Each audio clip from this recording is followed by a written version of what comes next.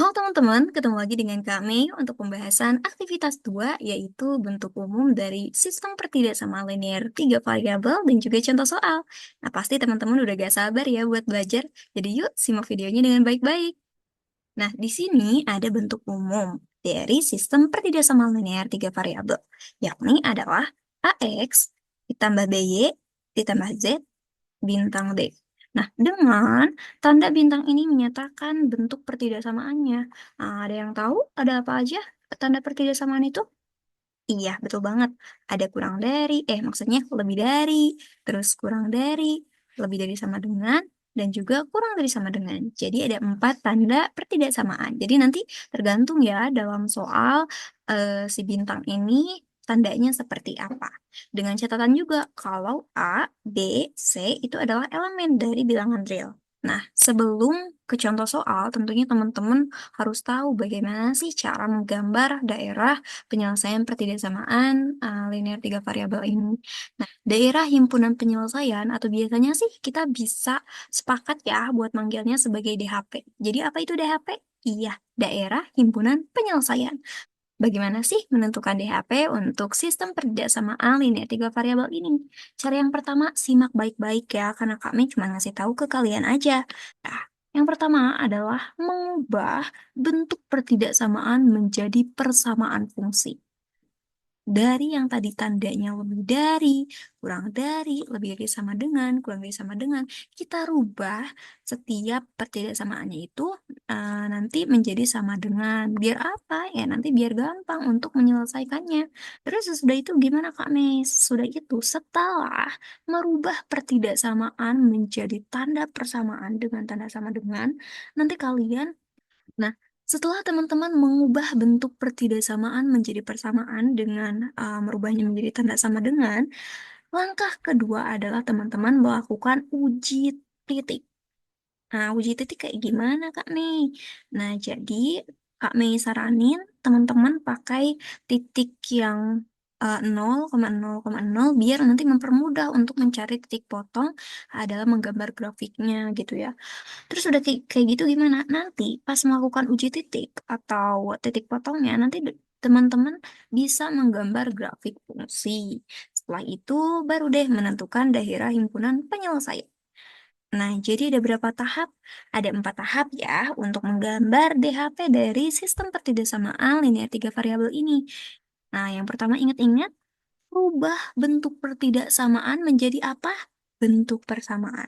Yang kedua, melakukan apa? Uji titik. Yang ketiga, menggambar grafik, fungsi, dan terakhir menentukan DHP-nya atau daerah himpunan penyelesaian. Biar teman-teman kebayang nih, jadi yuk kita coba simak contoh soal berikut. Oke, nah di sini kita akan menentukan daerah penyelesaian ya teman-teman, ini tipe. Menentukan daerah himpunan penyelesaian atau DHP dari sistem pertidaksamaan linear 3 variabel. Nah, katanya untuk contoh soalnya adalah gimana sih untuk gambar DHP yang memenuhi pertidaksamaan berikut ini. Nah, di sini ada bentuk pertidaksamaan yaitu 3x plus 4y plus 2z kurang dari sama dengan 24. Kemudian ada 2x plus 3y plus 4z kurang dari sama dengan 24 dengan x-nya itu lebih dari sama dengan 0, y-nya lebih dari sama dengan 0, dan z-nya juga lebih dari sama dengan 0. Tadi masih ingat gak kira-kira untuk langkah pertamanya itu kita harus ngapain? Iya, betul banget. Siapa tadi yang jawab? Nah, jadi untuk langkah pertamanya itu kita harus rubah bentuk pertidaksamaan menjadi apa? Iya, persamaan. Dari bentuk pertidaksamaan nih, yang ini juga kita rubah menjadi apa? Tanda apa? Tanda sama dengan. Sehingga dari kurang dari sama dengan menjadi sama dengan. Terus yang kedua gimana? Nah, yang kedua adalah melakukan titik uji atau menemukan titik potong. Kami udah saranin ya buat di langkah yang kedua ini menggunakan titik 0,0 dan juga 0,0. Biar teman-teman kebayang nih Kak Messi kalau misalkan langsung substitusi juga boleh atau mau dibikin tabel dulu juga boleh. Jadi di sini kita ada titik A. Nah, coba teman-teman lihat di titik A, sumbu Y atau titik di sumbu Y adalah 0 dan titik di sumbu Z juga 0. Nah, jadi kita akan mencari titik di sumbu X pada titik A. Jadi kita kosongin dulu yang depan. Ini kalau misalkan teman-teman pakai tabel ya. Terus yang kedua kita kosongin yang tengah, yang lainnya 0, kasih 0. Yang titik C kita kosongin yang akhir. Sampai sini paham? Awal, tengah, dan akhir. Nah, nanti kita akan mencari dari titik-titik yang kosong itu.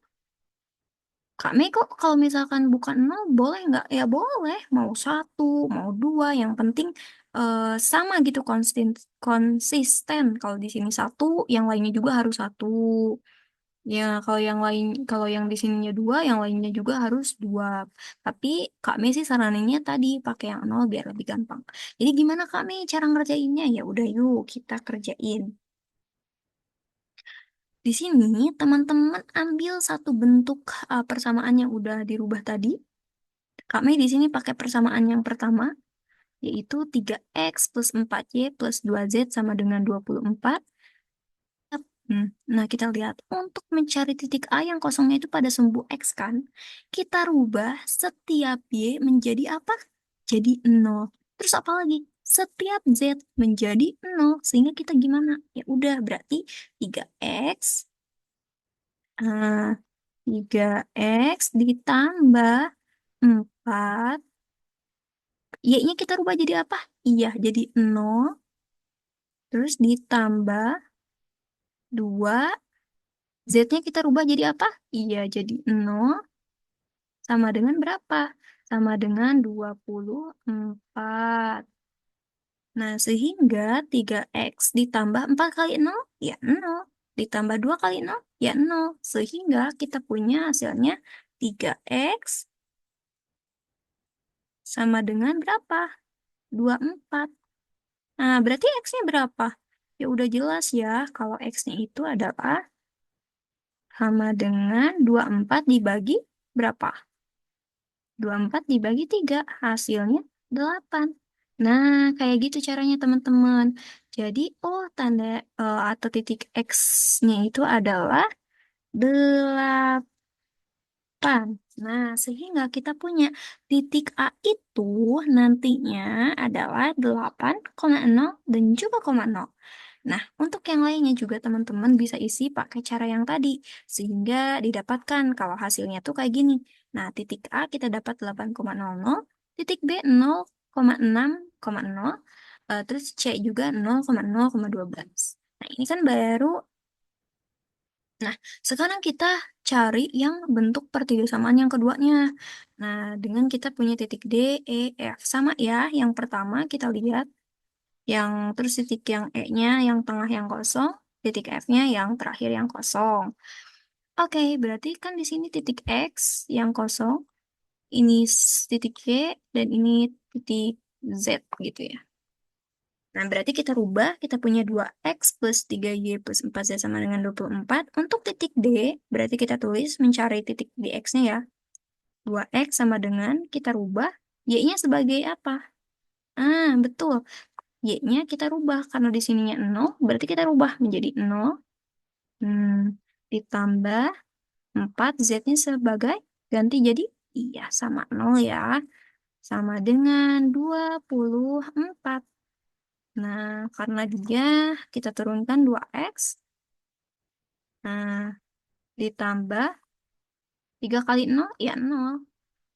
4 kali 0, ya 0. Jangan itu ya, jangan tulis aja deh.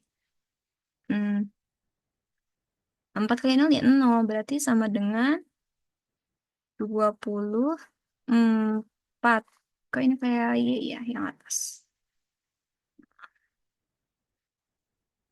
4. Nah, berarti si X-nya berapa?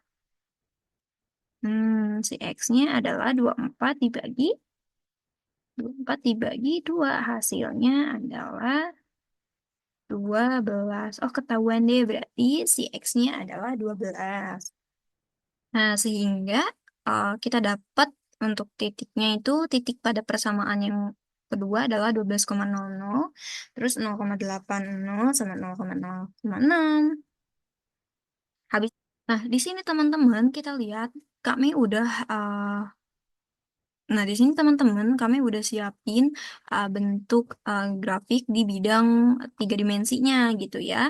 Di sini kami pakai untuk ke kanannya itu sumbu X, yang bawahnya ada sumbu Y, terus ke atasnya ada sumbu Z gitu ya. Karena ini di bidang ruang gitu ya, jadinya ada tiga variabel itu menyatakan di bidang ruang atau tiga dimensi gitu ya.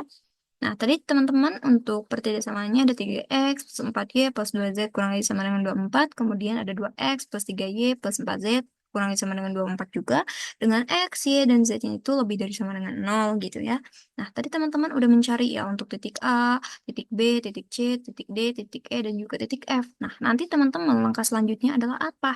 Yaitu menggambar grafik. Nah, grafiknya kayak gini ya. Di sini kan kita punya titik A. Nah, kita lihat ini pokoknya titiknya kayak gini X, Y, Z. Oh, berarti gimana Kak nih? Kita lihat di sumbu X-nya berapa? Titik di sumbu X-nya 8.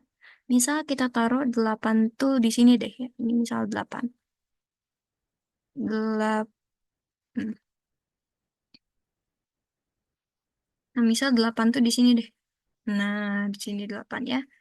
8, Y-nya 0, Z-nya 0. Oh, berarti titiknya di sebelah sini.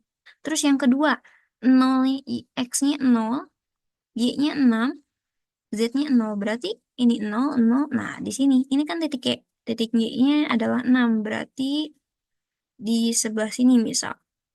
Nah, kita bikin titik.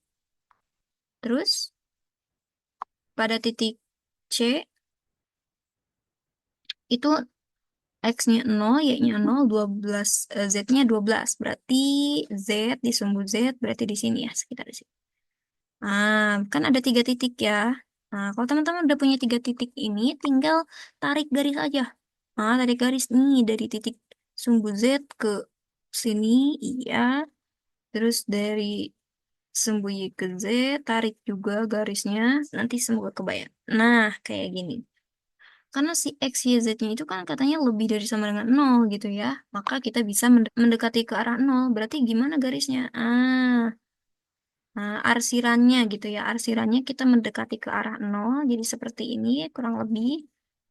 Nah, nah, terus kan tadi kita udah punya titik, menggambar titik dari tiga titik dari persamaan pertama. Terus persamaan keduanya ada dari titik D sampai F ada 12,00. Ingat, ini 12,00. 12-nya di sumbu X, Y-nya 0, Z-nya 0. Berarti di sekitar sebelah sini. Nah, ini. Terus yang titik E-nya ada 0,8,0, berarti titik Y-nya 8 di sumbu Y-nya 8. Ini 8. Terus titik F-nya, X-nya 0, Y-nya 0, Z-nya 6. Berarti di sumbu Z-nya itu 0. Sebelah sini. Nah, oke. Kita tarik kalau udah punya titik. Kita ambil titik, set.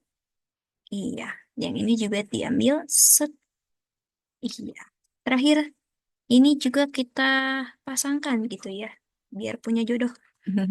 Nah, kalau udah kayak gini, ini juga kita tarik garis, kita arsir. Arsirnya kemana? Iya, karena dia lebih X, Y, Z-nya itu pada soalnya itu kan lebih dari sama dengan 0 ya. Kita mendekati arsirannya itu mendekati arah 0 juga boleh. Nah, misal kayak gini. Nah, Nah, teman-teman terus DHP-nya yang mana, Kak Mei? Iya, teman-teman, sampai sini tuh belum selesai. Jadi DHP-nya adalah yang arsirannya itu ada dua warna. Nih, ini kan ada kuning, ada hijau. Daerahnya itu adalah arsiran yang terdapat dua warna. Berarti yang mana? Yang sebelah sini. Nih. Nah, jadi DHP-nya adalah yang mana? Nih, yang sebelah yang di tengah nih. Nah, jadi DHP-nya yang mana, Kak Mei? Jadi gambar DHP-nya adalah ini.